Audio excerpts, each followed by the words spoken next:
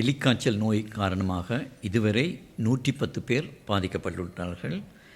தற்போது பருத்தித்துறை ஆதார வைத்தியசாலையிலே 28 பேரும், யாழ்ப்பாணம் போதனா வைத்தியசாலையிலே 8 பேரும் சிகிச்சை பெற்று வருகின்றார்கள்.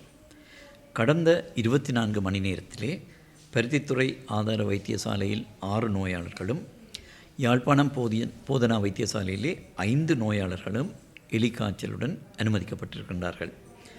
கடந்த 24 மணித்தியாலத்தில் யாழ்ப்பாணம் மாவட்டத்திலே இந்த நோய் காரணமாக எந்த ஒரு இறப்புகளும் ஏற்படவில்லை. இதுவரை இந்த நோய் காரணமாக யாழ்ப்பாணம் மாவட்டத்திலே 7 இறப்புகள் ஏற்பட்டுள்ளன. எலிக்காய்ச்சல் நோய் வராமல் தடுப்பதற்காக தடுப்பு மருந்தும் வழங்கும் பணிகள் தொடர்ந்து இடம்பெற்று கொண்டிருக்கின்றன. நேற்று மாலை வரை யாழ்ப்பாணம் மாவட்டத்திலே 7200 பேருக்கு தடுப்பு மருந்துகள் வழங்கப்பட்டுள்ளன.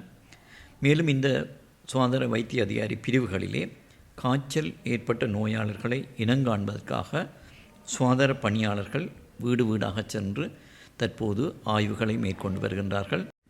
பரம்பல் மிக அதிகமாக காணப்படுகின்ற பருத்தித்துறை கருவட்டி சுகாதார வைத்திய அதிகாரி பிரிவுகளிலே கால்நடைகளுக்கும் இந்த நோய் தொற்றி இருக்கலாம், அல்லது அந்த கால்நடைகளில் இருந்துதான் மனிதர்களுக்கு இந்த நோய் பரவி இருக்கலாம் என்று சந்தேகிக்கப்படுகின்றது. எனவே இதனை ஆய்வு செய்து உறுதிப்படுத்துமாறு கால்நடை உற்பத்தி சுகாதார திணைக்களத்திடம் நாங்கள் உதவி கோரியிருந்தோம். அந்த அடிப்படையிலே கொழும்பிலிருந்து இந்த கால்நடை உற்பத்தி சுகாதார திணைக்களத்தின் ஒரு குழு இன்று கொழும்பிலிருந்து இங்கே வருகை தந்திருக்கின்றது. குறிப்பாக பருத்தித்துறை, கரவட்டி, சாவகச்சேரி, மருதங்கேணி சுகாதார வைத்திய அதிகாரி பிரிவுகள் தான் மிக மோசமாக பாதிக்கப்பட்டிருந்தன. இந்த பிரிவுகளிலே விவசாயிகள், கடல் நீரேறி மீன்பிடி தொழிலாளர்களுக்கு அந்த தடுப்பு மருந்துகள் வழங்கப்பட்டு கொண்டிருக்கின்றன.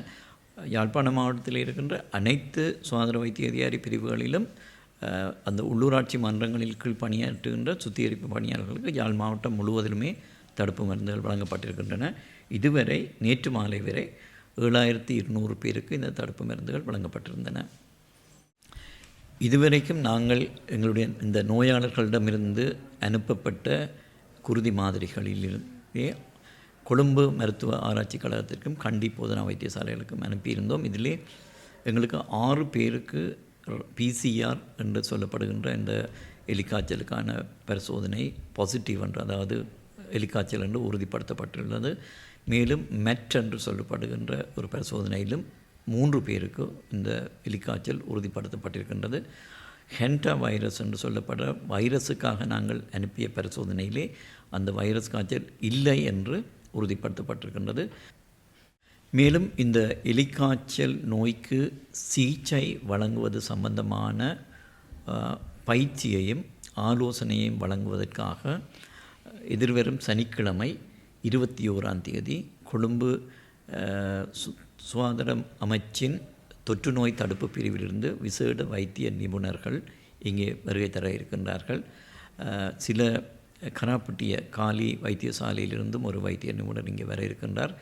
வட மாகாணத்தைச் சேர்ந்த வைத்திய நிபுணர்கள், வைத்திய அதிகாரிகள், சுகாதார வைத்திய அதிகாரிகளுக்கு எதிர்வரும் சனிக்கிழமை இந்த எலிக்காய்ச்சல் நோய் சம்பந்தமான, குறிப்பாக சிகிச்சை சம்பந்தமான பயிற்சி யாழ் போதனா வைத்தியசாலையிலே நடைபெற இருக்கின்றது.